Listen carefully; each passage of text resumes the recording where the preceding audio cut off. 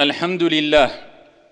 Mes honorables frères et sœurs, beaucoup se plaignent de ne pas avoir assez de temps. Beaucoup se plaignent de ne pas avoir assez d'argent. Beaucoup se plaignent de leur état physique, de ne pas avoir une bonne santé. Beaucoup se plaignent tout simplement. Mais est-ce que le problème n'est pas ici du fait ou ne vient pas du fait que nous avons perdu une partie ou peut-être la totalité de ce qu'on appelle barakatullah, la bénédiction d'Allah subhanahu wa ta'ala. En tout cas, le moins qu'on puisse dire, c'est que nous manquons cruellement, dû à nos propres manquements et déficiences, de baraka dans notre vie. Il y a presque plus, ou peu, ou très peu de baraka, à tel point où ce n'est pas une personne, ou deux, ce n'est pas Foulan ou Allan simplement, ce n'est pas Mohammed ou Karim simplement qui se plaignent du fait que le temps passe vite. Du fait qu'ils se plaignent que bien qu'ils travaillent, du matin jusqu'au soir, à la fin du mois, peut-être quelquefois il se retrouve à découvert, même s'il a un bon salaire. Peut-être ils se plaignent ici de douleurs physiques de jour comme de nuit, pourtant ici ils font du sport, ils ont des activités sportives. Peut-être que tout simplement ils ne cessent de se plaindre. Mais peut-être qu'on s'est posé les mauvaises questions.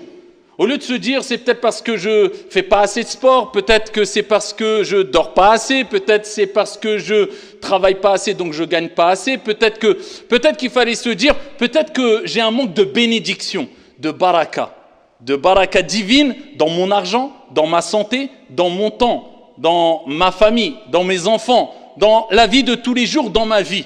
C'est ce qui fait que les bienfaits ne perdurent pas, les bienfaits n'augmentent pas. Pourquoi ? Parce qu'on est privé de baraka. Mais il faut bien comprendre qu'est-ce que le baraka. La baraka, c'est ce qu'on peut traduire en général par la bénédiction. Mais le sens du terme el baraka, c'est az-ziyada, c'est l'ajout, c'est l'augmentation et la stabilité. C'est ça son sens. C'est-à-dire quand Dieu bénit ton argent, eh bien il y aura une certaine stabilité dans la quantité d'argent que tu as. Et plus que cela, une augmentation. En d'autres termes, eh bien, avec le peu d'argent que tu auras, tu pourras faire plein de choses. Avec le peu d'argent que tu as, eh bien, dans tous les cas, tu le ressentiras, tu sentiras. Tu pourras faire plein de choses avec cet argent-là. On dit que c'est de l'argent qui est béni parce qu'il a une source licite, parce que tu as cherché à acquérir cet argent de manière halal, licite. Et à côté, tu as des actions qui satisfont et qui ont satisfait ton Seigneur Tabaraka wa Ta'ala, qui a fait que Dieu a béni ton argent. Il y a des gens, voilà, il pèse pas 100 kilos, c'est pas 100 kilos de muscles, hein. Il est tout fin, tout maigre, tu le vois miskin, comme on dit, il paye pas de mine, mais par contre, Allahumma barik, va faire le hajj avec lui. Wallahi, tu fais juste 3 tours du tawaf, tu es peut-être fatigué, et lui, il fait tous les jours de tawaf, plein d'énergie. Et on voit cela sur les personnes très âgées, quelquefois au pèlerinage. Pourquoi ? Moubarak. Il est béni. Sa santé est bénie. Bien que toi, tu sois jeune, tu es 30 ans, Wallah, tu ne tiendras pas avec lui salat al-tarawih qui durera peut-être quelquefois dans certaines mosquées pendant 1 heure, 1 heure et demie. Pourquoi ? Moubarak, al-baraka dans sa santé.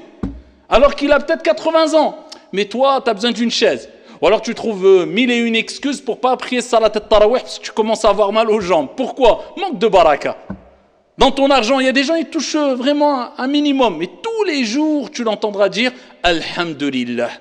Et tu verras tout ce qu'il a fait avec son argent quand il arrivera à 40 ans, 50 ans, 60 ans. Il a fait le hajj, il a fait l'umrah, il a peut-être payé le hajj pour ses parents. Il a fait plein de choses. Il a éduqué ses enfants, il a eu plein d'enfants. Il a une personne qui a un salaire de je ne sais combien, 4 000, 5 000 euros.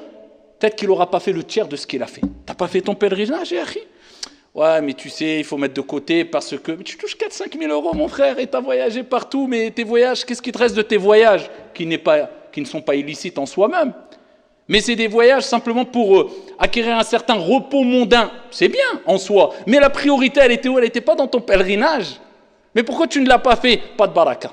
Donc il va quitter ce monde alors qu'il avait de l'argent pour faire des choses bénies, parce que le pèlerinage, c'est un endroit béni, et tu fais des choses bénies, et ici, il a mis en priorité ad-dunya. Donc, comment avoir cette baraka? Eh bien, il y a plusieurs moyens d'avoir cette baraka. afin de ne plus faire partie de ces personnes-là, comme je vous ai dit, qui ne cessent de se plaindre parce qu'ils ne ressentent rien. En fait, dans tout ce qu'ils font, il n'y a plus de goût, il n'y a plus de plaisir, ça ne dure pas, il n'y a pas de stabilité et il n'y a pas d'augmentation. C'est comme s'il y avait des trous dans ses poches. Tous les projets qu'il entreprend, ça n'aboutit pas, il n'y a pas de baraka. Comment atteindre la baraka de façon très résumée? Plusieurs manières, on pourra en parler plus d'une heure facilement. Mais de manière très rapide, incha'Allah ta'ala. La première des choses est dua, l'invocation. Demandez à Allah subhanahu wa ta'ala, car c'est Dieu, c'est une bénédiction divine. C'est Dieu qui accorde le baraka. Dans ta santé, dans ta vie, dans ta famille, dans tes projets. Tu as besoin de baraka. C'est le tampon de réussite. C'est l'agrément. Allah et tes projets, ils iront pas loin. Vous avez vu des gens qui sont dans l'illicite quelquefois. Ils ont beaucoup d'argent, tu dis celui-là. Mais t'entends 2 ans après, il est où? Soit il a eu un accident malheureusement, soit il est mort, soit il est en prison. Pas de baraka, ça ne dure pas. Non. El baraka, c'est quoi? La stabilité. Ça dure dans le temps. Et az-ziyada, l'augmentation. Eh bien, ici, ad-du'a. Demande à Allah subhanahu wa ta'ala de te bénir. Oh Allah, bénis, même en français. Oh Allah, bénis mon argent. Oh Allah, bénis ma santé. Oh Allah, bénis ma science. Oh Allah, bénis mon épouse, bénis mon époux, bénis mes enfants. Oh Allah, bénis mes projets. Oh Allah, j'ai besoin de ta bénédiction. Ad-du'a. Car le prophète Mohammed sallallahu alayhi wa sallam lui-même, il disait Allahumma barik li fima a'tayt. Oh Allah, bénis ce que tu m'as accordé. Donc si le prophète disait cela, qui lui-même, le prophète al-Rasoul Mubarak, le prophète il est béni. Même sa main était bénie, sa sueur était bénie. Le prophète alayhi salatu wa sallam, ce qui touchait quelquefois, eh bien c'était ici une bénédiction. Eh bien, ici le prophète lui-même disait Allahumma barik li fima a'tayt. Donc tu demandes à Allah subhanahu wa ta'ala ad-du'a. Et Isa alayhi salam, Jésus lui-même, il dit, regardez, wa ja'alani, et Allah a fait de moi une personne mubarak, bénie où que je sois. Donc demande à Allah Azza wa Jal de faire de toi une cause de bénédiction. C'est quoi une cause de bénédiction? Les gens bénis, ce sont des gens qui sont utiles. Où qu'ils aillent, subhanallah, il y a quelque chose. C'est pour ça qu'il faut fréquenter les gens bénis. C'est-à-dire les gens pieux, les gens qui aiment Dieu, les gens qui... C'est bien de les fréquenter beaucoup. Parce que quand tu es à côté d'une personne qui est bénie, qui a beaucoup de baraka, eh bien, ça peut se répercuter sur toi la baraka. Comme quand tu fréquentes une personne mauvaise, quand il lui arrive un problème, eh bien, t'es mêlé dedans aussi. Donc, regarde qui tu fréquentes. Eh bien, ici, demande à Allah subhanahu wa ta'ala, ici, de te bénir. Et de bénir tes actions et de bénir toutes choses. Parmi les choses, le Coran, car Allah Azza wa Jalla a dit « Kitabun anzalnahu mubarak ». C'est un livre qu'on a descendu qui est béni. Donc, ici, c'est une source de bénédiction, c'est-à-dire une source de bénédiction. Eh bien, en lisant le Coran, tu vas acquérir une bénédiction dans ta journée, dans tes activités. Donc, c'est pour ça que c'est bien de lire le Coran tous les jours, pour se rapprocher de Dieu et pour que ça soit une source de bénédiction. Des gens ne lisent jamais le Coran. Ensuite, ils se disent, j'ai pas de baraka dans ma vie. Tu lis le Coran? Non, kitabun anzalnahu mubarak. Tu t'es éloigné de le baraka. La lecture du Coran. Le matin, salat al-fajr. Si tu ne pries pas salat al-fajr à l'heure, si tu ne commences pas ta journée avec Bismillah, au nom d'Allah, ici c'est une image, as-salah, en mentionnant le nom d'Allah, comment veux-tu avoir la bénédiction d'Allah subhanahu wa ta'ala dans ta journée? Alors que le prophète alayhi salatu wa salam, regardez ce qu'il dit dans le Sahih, Allah subhanahu wa ta'ala, il a béni pour ma communauté, le prophète alayhi salatu wa salam, il dit, Allah a béni pour ma communauté le matin, la matinée. Pour ça, ce que tu fais le matin, tu ne le feras pas l'après-midi. Pourquoi? Le matin est béni. Et pour commencer ta journée, et que ta journée soit bénie, commence par le nom d'Allah, à savoir, as-salah. As-salatu khayrun min an-nawm. La baraka est dans salat al-fajr. Tu commences ta journée. Avant d'entamer ta journée, tu fais quoi? Tu pries. Avant de manger, tu fais quoi? Tu dis Bismillah. Avant d'entreprendre une chose, eh bien, cette chose doit être précédée par le nom d'Allah. Par une ibada. Pour que ta journée, pour que ta nourriture, pour que ton projet soit béni. Parmi les choses aussi qu'on peut citer, on peut en citer plusieurs des choses, eh bien, il y a aussi le fait d'être honnête et droit. Le prophète alayhi sallam fi Sahih Muslim, il nous dit que quand il y a deux personnes qui ont une transaction, une affaire, eh bien ici, s'ils ont été véridiques, et s'ils n'ont rien caché de leurs marchandises, ils ont tout dévoilé, Allah bénira leurs transactions.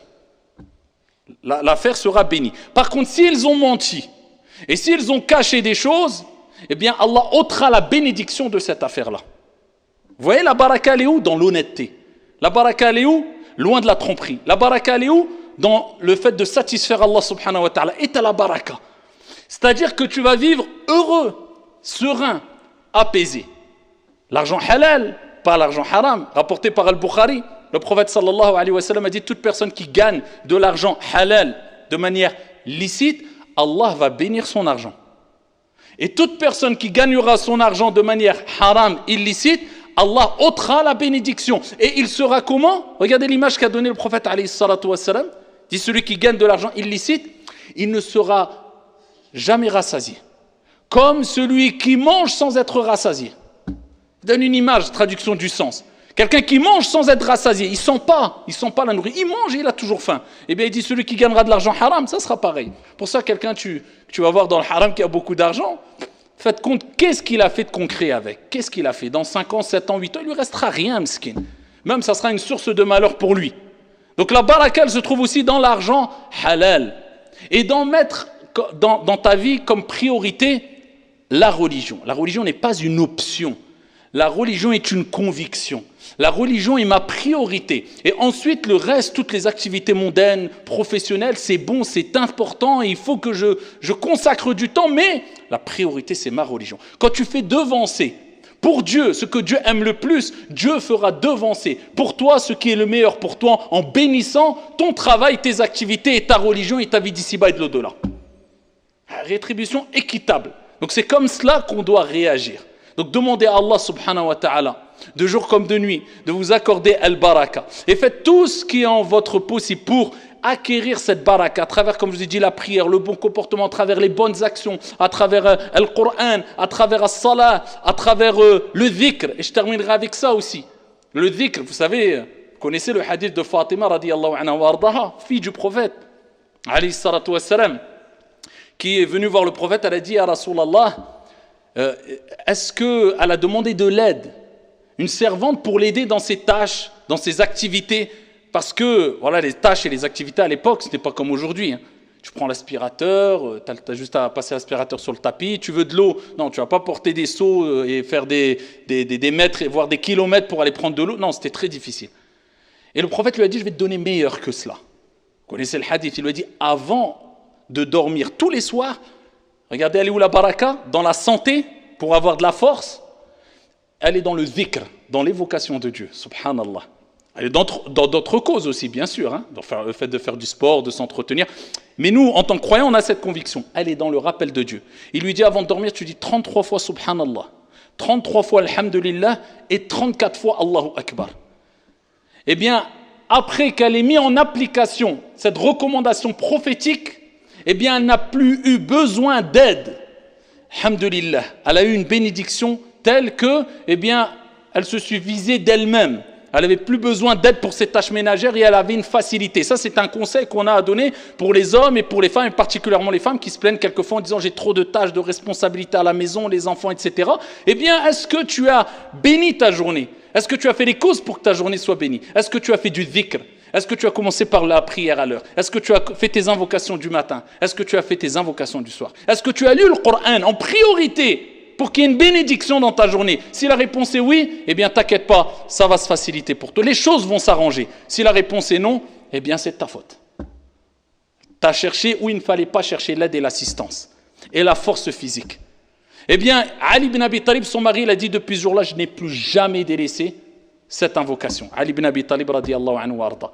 Et pour terminer, et là je termine vraiment, n'oubliez pas, c'est taqwallahi tabaraka wa ta'ala qui est très important, à savoir s'éloigner des péchés et obéir à Allah au maximum. Plus tu obéiras à Allah, plus ta vie sera bénie. C'est pour ça qu'Allah dit dans le Coran وَلَوْ أَنَّ أَهْلَ الْقُرَىٰ آمَنُوا وَاتَّقَوْا لَفَتَحْنَا عَلَيْهِمْ بَرَكَاتٍ مِنَ السَّمَاءِ وَالْأَرْضِ وَلَكِنْ كَذَّبُوا. Allah a dit, si les habitants des cités avaient cru et étaient pieux, avaient adoré Allah, avaient obéi, nous aurions certainement ouvert pour eux les bénédictions du ciel et de la terre. Mais ils ont démenti, alors on les a saisis pour ce qu'ils avaient acquis.